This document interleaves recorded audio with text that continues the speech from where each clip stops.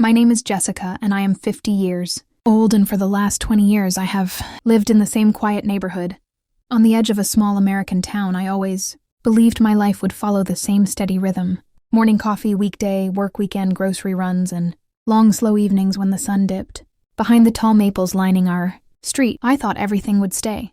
Predictable, but I was wrong because something changed this year, something I never expected, and now I feel my heart waking up in ways I had forgotten were possible.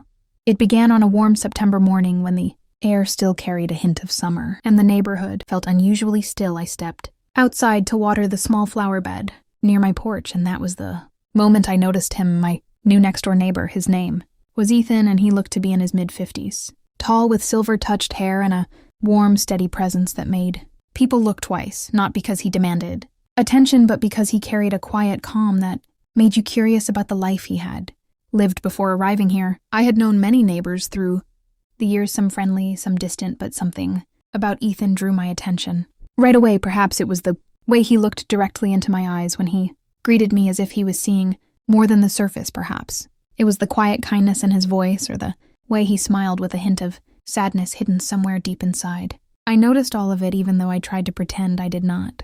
That morning he walked across his yard and stopped near the fence, and for a moment neither of us spoke. I felt a strange flutter in my chest, one I did not recognize at first, until I realized I had almost forgotten what it felt like to be nervous around someone, and somehow that made me catch my breath in a way that surprised me more than his sudden appearance. He finally spoke, his voice steady and gentle, and he told me that he had moved in just 2 nights ago. He said he planned to fix up the old house that had been empty for so long and start a new chapter here. I nodded and welcomed him to the neighborhood, and for a moment I thought the conversation would end there, but then something subtle shifted in the air, and I felt that oddly familiar sensation. Again, the one that rises when fate begins to rearrange the pieces of your life without asking your permission. Over the next few days, we crossed paths again and again. At first only by chance or so, I thought I saw him carrying lumber across his yard, or unloading boxes from his truck, or sitting on the porch reading a book in the early evening when the sky turned soft gold. Each time he greeted me with that calm, steady smile, and each time I felt the same quiet warmth rising inside me, a warmth I tried to ignore but failed every single time. One late afternoon, I was taking out the trash when I heard a sound behind me, the crunch of gravel, the faint shift of steps. I turned, and there he was standing at the edge of my driveway, holding a small wooden box in his hands. He said he had found it in the attic of his house and thought maybe I would know something about it, since I had lived here so long. The box looked old, worn by years, maybe decades, and for some reason something about it made my skin prickle. With a slow, creeping curiosity, I opened the box, and inside I found a stack of old photographs, dark edges slightly curled. Every picture showed people I did not recognize, but the background in many of them looked familiar. The street, the old oak tree, the porch of his house captured in earlier years. Something about the images stirred a feeling inside me, one I could not name yet, a feeling somewhere between wonder and unease, as if a story waited beneath the surface, a story I had somehow stepped into without noticing. Ethan asked if I thought the people in the photographs had lived here before, and I said yes, probably, but I was not entirely sure. I told him I had moved here 20 years ago, and before that the house had gone through several owners, some staying months, some disappearing without explanation. I thought it was simply coincidence, but the look in his eyes told me he was beginning to suspect something more, something deeper, something that made my heart beat just a little faster. As the sun faded that evening, we stood there longer than I expected, speaking softly about the neighborhood, about the strange history of the house, about the way some places carry whispers of the past without ever revealing the full truth. And through it all, I kept noticing the way Ethan studied the photographs, as if searching for a connection, something lost or forgotten, something he needed to understand before he could truly begin his new life here. That night, after I closed my door, I found myself thinking about him more than I should have. I thought about his quiet strength and the shadow of something unspoken behind his smile. I wondered why he seemed both hopeful and haunted at the same time, and I wondered why I felt drawn to him in a way I had not felt for anyone in years. I tried to tell myself it was simply curiosity, but deep down I knew it was more than that, much more. 2 mornings later, I heard a knock on my door, soft but steady. I opened it, and there stood Ethan holding the same wooden box, his expression slightly tense, as if he had discovered something He could not explain. He asked if he could show me something inside the box, and though a small part of me hesitated, another part of me said yes without thinking, because something in his voice made it clear this moment mattered. We sat together at my kitchen table, the early light filtering through the window, casting long pale lines. Across the photographs, Ethan pointed to one picture near the bottom, and when I lifted it, my breath caught, even though there were no words or explanations. Printed on the back, the image itself felt wrong. The people standing in front of the old house looked calm, but their eyes held something unsettling, something strange enough to send a shiver across my skin. Ethan leaned in closer and asked if I saw it too. And in that moment, I realized that whatever mystery he had stepped into, I was already part of it now. Whether I intended to be or not, I felt the room shift, the air tightening around us as if the past itself had begun to stir. And for the first time in long years, my heart beat not only with curiosity, but with something deeper, something warmer, something dangerous, something called possibility. And that was the moment I understood that my safe, predictable life was no longer safe or predictable, and that my new neighbor, with his quiet voice and shadowed eyes, was bringing a story into my world that I was not prepared for yet could no longer avoid. The morning after Ethan showed me the photographs, I woke with a strange heaviness in my chest, as if some part of the past I had never known had reached out during the night and rested its weight on my heart. The air felt different, calmer maybe, but carrying an undercurrent of something I could not name. I stood at my kitchen window watching the sunlight creep across the yard, and I kept thinking about the look in Ethan's eyes, the mix of hope, concern, and something quietly fragile beneath all of it. I tried to start my day the way I always did, but nothing felt routine anymore. The coffee tasted different, the ticking of the old wall clock sounded louder, and the world outside looked slightly unfamiliar, as if a thin veil had been lifted from the neighborhood. And now I was seeing more than before. I kept thinking about the photograph with the unsettling faces, their expressions too, still too quiet, as if they knew something we did not yet understand.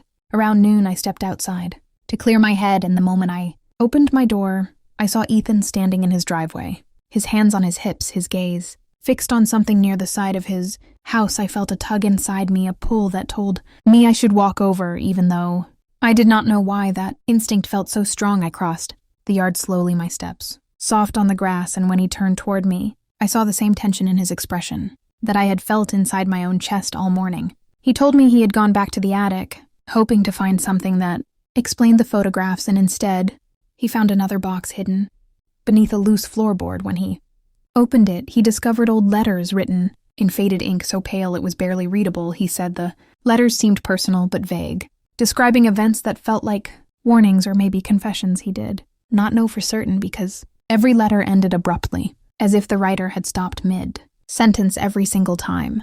I felt another shiver rise along my arms, not from fear, but from the deep sense that whatever mystery surrounded his house was larger than either of us had realized. I asked him if he minded showing me the letters, and he hesitated, not because he did not trust me, but because he seemed unsure whether sharing the details would pull me even deeper into something. He was trying to understand himself.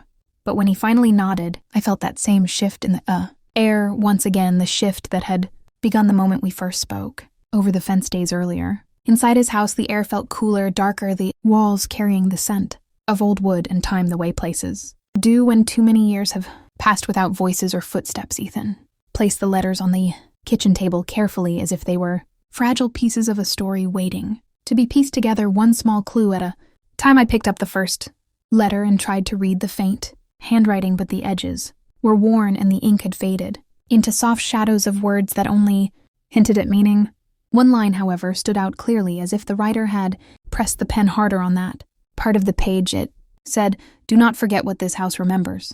The message felt like a whisper from another lifetime, drifting across the years, reaching us through silence and dust. Ethan looked at me, his voice low as he asked what I thought it meant, and I found myself speaking without thinking, telling him that some houses carry memories, just like people do, memories of joy, but also memories of sorrow, and sometimes those memories cling to the walls long after the people themselves are gone. He did not answer right away, but the look in his eyes told me he understood more than he was saying. While we examined another letter, a soft creak echoed from the back hallway, a small sound barely noticeable, but enough to tighten the air.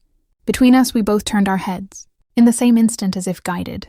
By the same instinct, Ethan moved, first stepping toward the hallway, and I followed close behind. Him not because I was brave, but because I felt strangely safer near him than standing alone in the kitchen.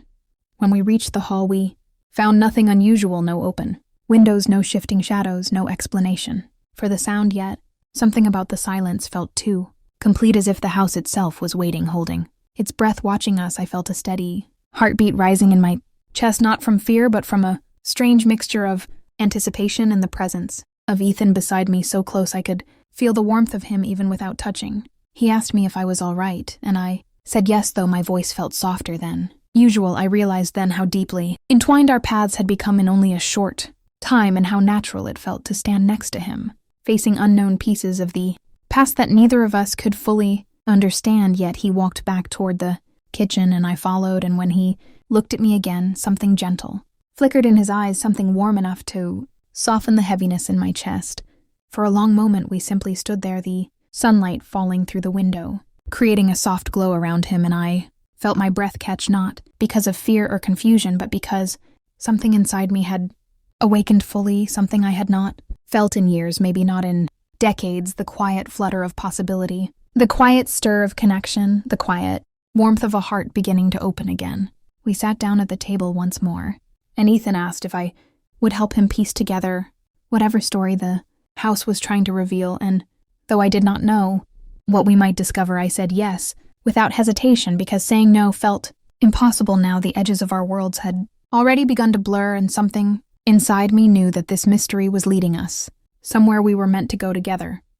As the afternoon stretched into evening, the letters remained scattered across the table like fragments of a forgotten truth, and Ethan leaned closer, studying them while I watched him, his focus steady, his expression thoughtful, and in that quiet moment I realized that the mystery of the house was not the only thing pulling me in. Something about Ethan himself felt like a story I wanted to understand slowly, patiently, completely. When I finally stood to leave, the sky outside had turned a soft shade of blue, the kind that comes right before dusk wraps itself around the neighborhood. Ethan walked me to the door, and for a moment we lingered there, neither of us wanting to break the quiet feeling that hung between us. The air warmed, the world still, as if time itself had chosen to pause just for us. He thanked me for helping him, and I told him he did not need to thank me, because something about all of this felt strangely inevitable, as if it had been waiting for both of us for years. He smiled gently, and that smile settled deep inside me, warm, steady, unforgettable.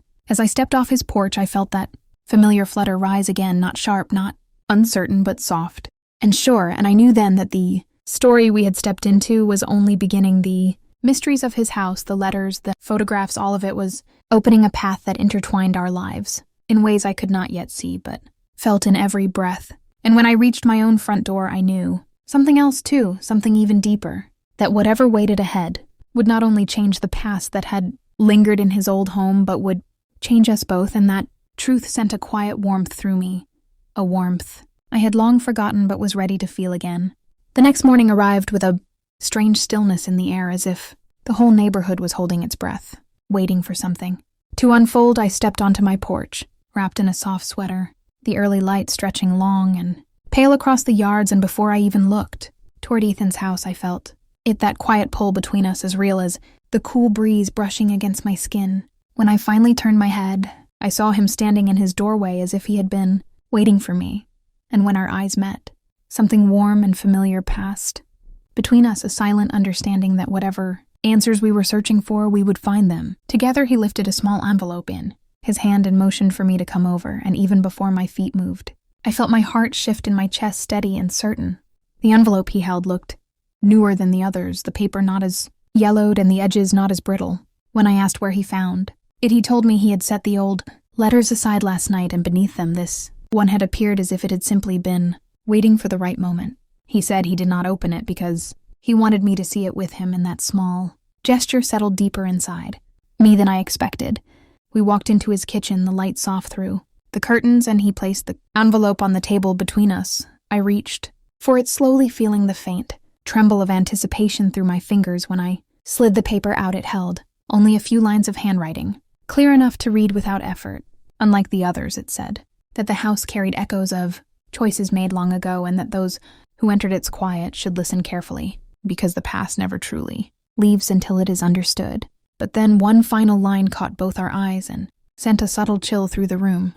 It said, "When two people step into the same unanswered story, the story chooses them for a reason." Ethan exhaled slowly, a breath that felt heavy with recognition. And when he looked at me, there was something different. In his gaze, not fear, not confusion, but a clarity that pulled me closer without a single word spoken.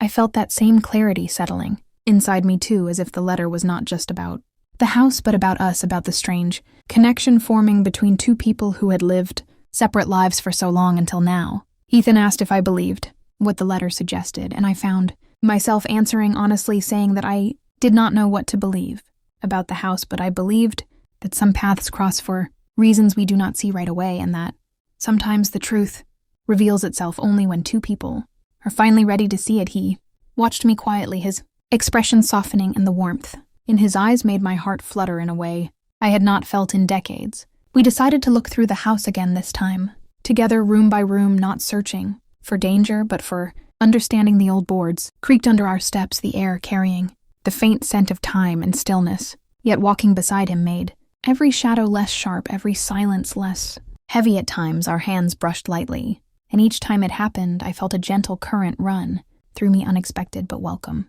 In the attic, where the first box had been found, a soft beam of sunlight broke through a small, cracked window, casting a narrow golden path across the floor, and in that light, something glimmered faintly near the far wall. Ethan moved toward it and picked up a small metal lock at its surface. Worn and cool, he opened it carefully, and inside were two tiny portraits, a man and a woman, their faces familiar, though neither of us could place them.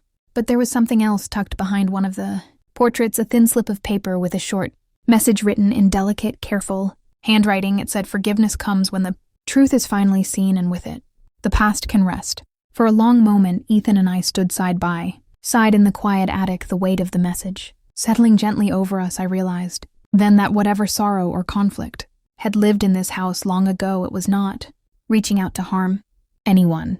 It was reaching out to be understood, to be acknowledged and released. And somehow Ethan and I had become part of that process, woven into the remnants of a story that only needed closure and recognition.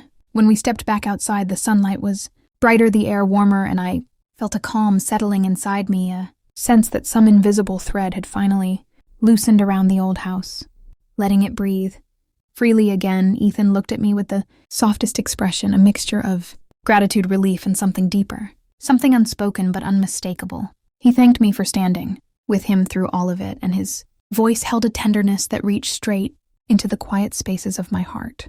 I told him he did not need to thank me, because the truth was I did not feel like I had helped him. I felt like we had walked through the mystery together, step by step, breath by breath, until the house had finally let go of its lingering echoes.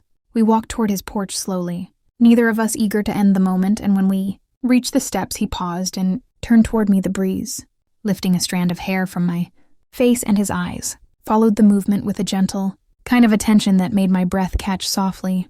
I felt something shift between us again, not heavy, not overwhelming, but warm and steady, like the beginning of something real.